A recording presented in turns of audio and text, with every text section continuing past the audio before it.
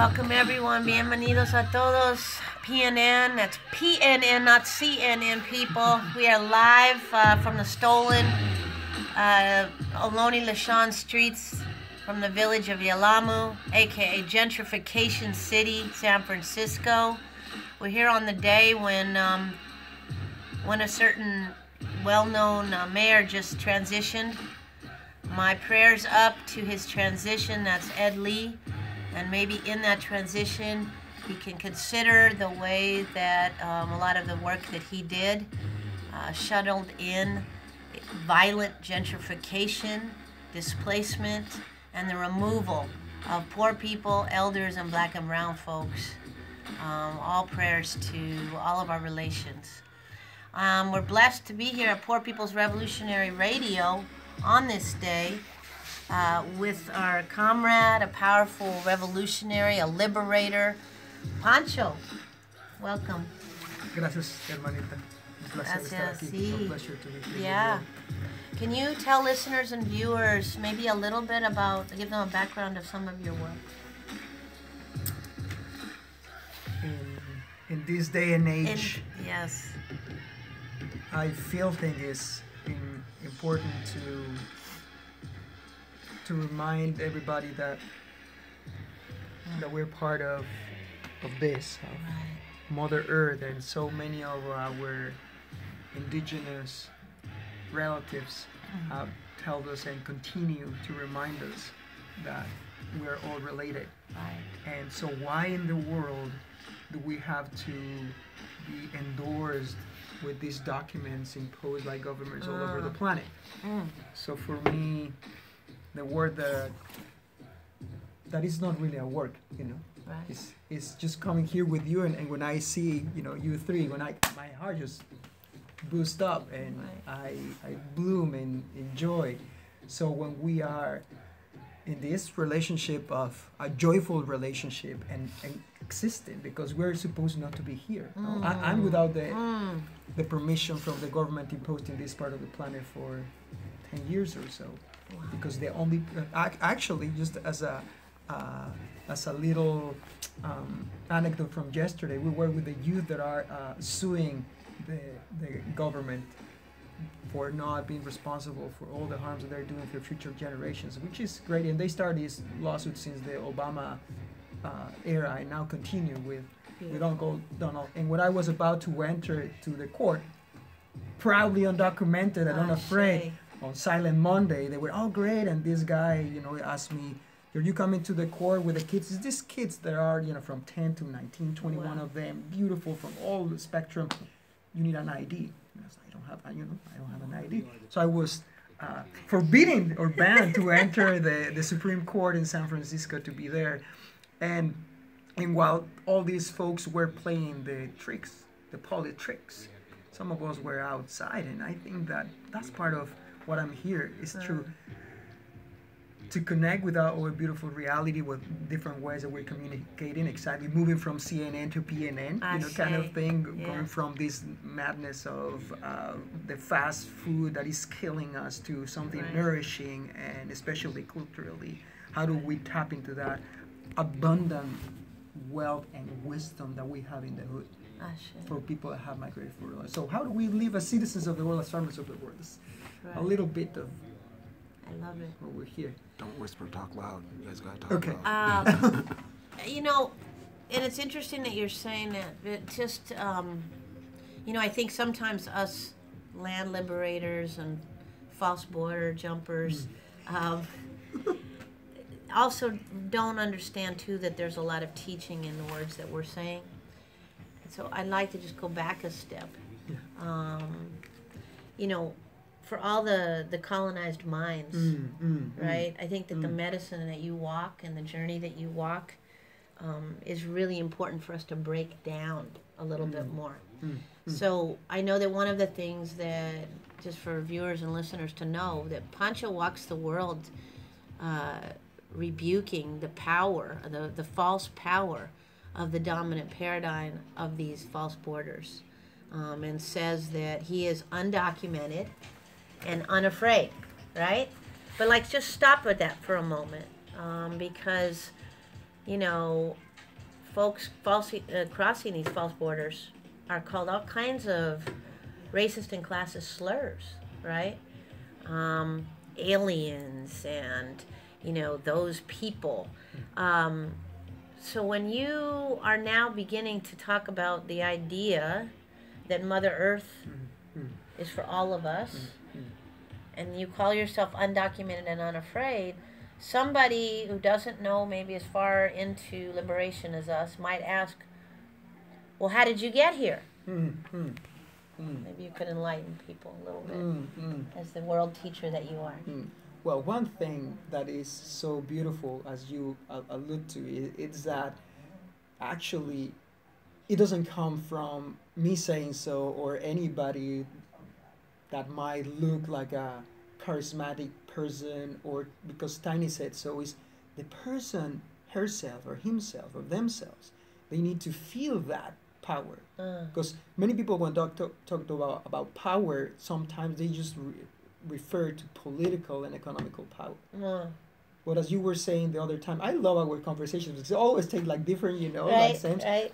I remember last time you were sharing a little bit how some of the most excruciating and painful poverty is spiritual poverty. Right. You were saying how Mother Teresa is like, well, that is, Right. and you go to Piedmont. Right. In Oakland, Right. the Oakland Hills, and there's a lot of spiritual poverty Right. over there. And then you are in the flatlands, and people say hello, and they're in the sidewalks, and that's Right. what we've been doing. We know that the more we're surrounded by nature and these trees and this sharing, people start coming out from, instead of when you have now gunshots, sometimes people go out now to see if you're checking that you're okay. Right, exactly.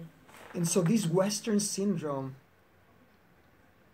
taught us to be all about me, and to be about greed, and to be isolated and individualistic. Yeah. But if we start moving to a community-oriented, then we feel that actually we're not alone. Right. And that if somebody comes and we don't know them from the hood, especially, I said, well, I live surrounded by some gangs, but the most dangerous gang is the police. Thank you.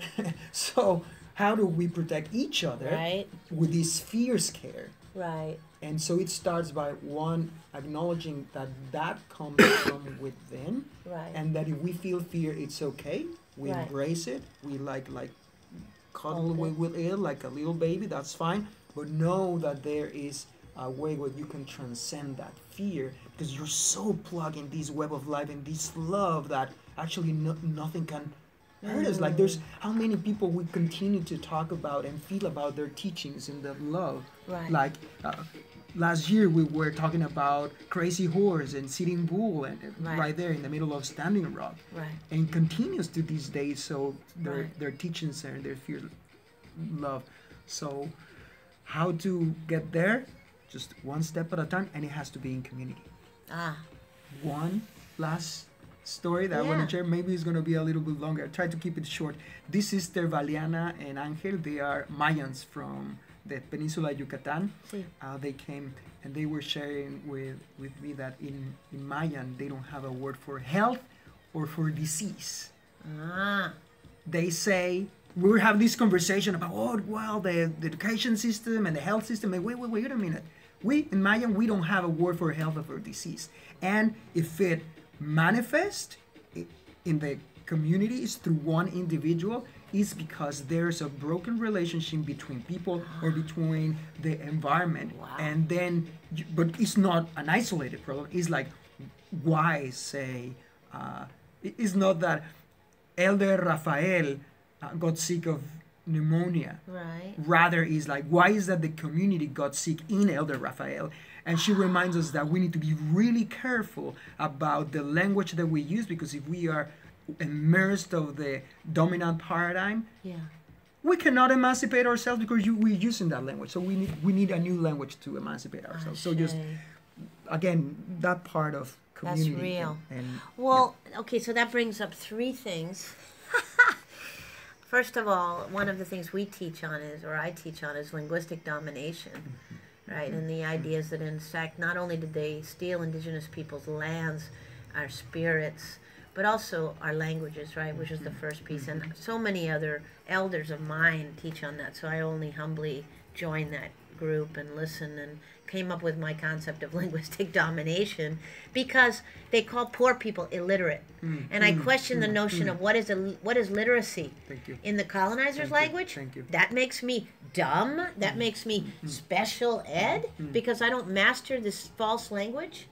So that's number one. Number two, you made me think about, or you brought up, when we brought up the issue of spiritual poverty, about why Prensa Pobre Poor magazine does a stolen land hoarded resources tour, right? Because the people with the disease of wealth hoarding are not us poor folks, not us migrante indigenous peoples who are living closely to our communities and our survival, but actually the folks who are hoarding a different kind of disease, hoarding condominiums and Jaguars and things they don't need, but they don't get called and pathologized.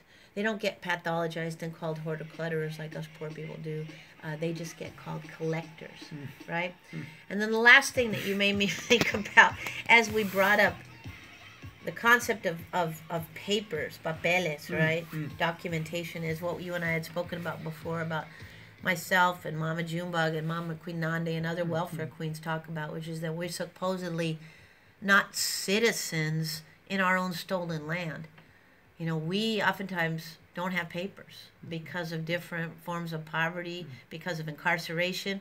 I remind listeners and viewers I'm wearing my jailhouse attire because me and my po mama did jail time. That's 3 months in Santa Rita for the poverty crime of being houseless in this holler. Yes, I did say 3 months because we live in a money bail state, and if you don't got the false colonizer paper, you ain't free, right? So they consider these kinds of, crimes, real crimes, right?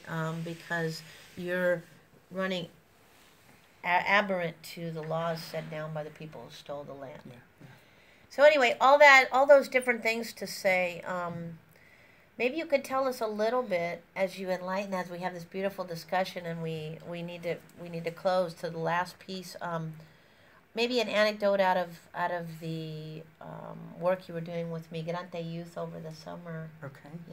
Yeah. Thank you. Maybe coming backwards, if we become so joyous and so free and so happy, that's an act of rebellion, right? That's an act of revolution, and just coming from the back. Right. And that's what we're doing here, just connecting. And the Western syndrome, that's how I call it. It's not a culture, it's a syndrome. So this is, everything is in the head. As long as you can regurgitate all this stuff, that's fine. You're fine. But it is a disconnection, tremendous disconnection with the head and the heart. Right. So right now we need to bring back, that's why we need new words and new languages. Especially we're using Spanish, the colonizer language, and then English, the imperialist language. We're in trouble, but at least we're trying to make new words. So we need to feel things. Right. It's feeling and thinking at the same time, so we can put the head, the heart, and the hands together. And these folks, the young people, the undocumented youth that came here, their parents and generations have made a lot of sacrifices for them to be here. They realized 10 years ago that they could play a little bit the game of the government imposed in this part of the planet and get some papers. Right. And actually, Brother Barack was playing their game too and said, we're going to give you your places. Then they became the DACA folks. But then when they realized that, wait a minute, if this is not going to work, what's going to happen to my grandma, to my mom, to my dad? So from 800,000 of these, they were, that's what we call, they were dreaming. Right. And they awoke. And now they say, we are not 800,000, we're 11 million human beings. And I'm sorry, Mom, and I'm sorry, Grandpa, and I'm sorry, Auntie and Uncle, because we did not fight for you 10 years ago, but now we won't forgive you. We won't forget you. And now what we're doing is asking for permanent protection, respect, and dignity for all 11 million immigrants. The good news, as you were saying, is that dignity and respect comes from within. No one can take you away that. And so this movement is called Movimiento Cosecha. It's not an organization, it's a movement. and the youth are, as we speak, organizing to do different ways to disobey with great love. We cannot exacerbate the fractures of this madness, but we can put more love. So how do we disobey with great love? Right. And the idea is to organize ourselves from the bottom up, then put a clear ultimatum for the politics, right? That say, which side are you on? Even though we don't play with the political parties, but we want you to say, are you going to be with us or against us? Because we know that either way, we're sort of against us, but you need to be publicly. And number 3, this is strategies, 4-step strategy. The third one is an economic boycott. Corporations that are really participating in this oppression, we're going to go with it, and we need to have for that self-reliance. And the last piece is to try to organize a general strike from coast to coast of at least 7 days. And so people have been doing that. There was a caravan against freedom for humanity happened during the spring and continues to build up. And this is just to change the mentality of the public. That is not that you want or don't want immigrants. You cannot survive without immigrants in the empire. Oh my because it's a new way of slavery. So we're going to show, like, if we don't work, we don't go to the schools, we don't cook, we don't take care of your elders, we don't take care of your kids, this collapses. But are we able to organize ourselves? Are we able to realize that we are way freer than we ever imagined if we just put this non-cooperation on the table and fierce love? I love it. Wow. You heard it there. What I wanna just add is that the work that these powerful migrante youth are doing is also rooted. You know, we don't like the United Nations because it's just a system, but several beautiful indigena groups came together and worked on this UN Declaration on Indigenous Peoples, which actually was done without white lawyers, and it stated, wonder why right, and it stated very clearly that as indigenous peoples of all 4 corners, I'm including all of our southern Turtle Island, our Mama Africa continent, our places in the east, we have the right to cross all Tonatsin, Kotlikwe, and that the ways that even these institutions pit black and brown and poor children against each other, the way that these false languages and false borders pit us on other opposite sides is all a lie to make sure that we are not communicating. So you heard it here from Poor People's Liberation Radio. We're in the stolen village of Yalamu. We have the blessing of speaking with our beautiful Pancho, and we'll be talking very soon. Thank you, Pancho. Yeah, of course. The earth is but one country, and all living beings her citizens and farmers. All the power to the people. All power to the people. Oh yeah, act like I'll be still talking.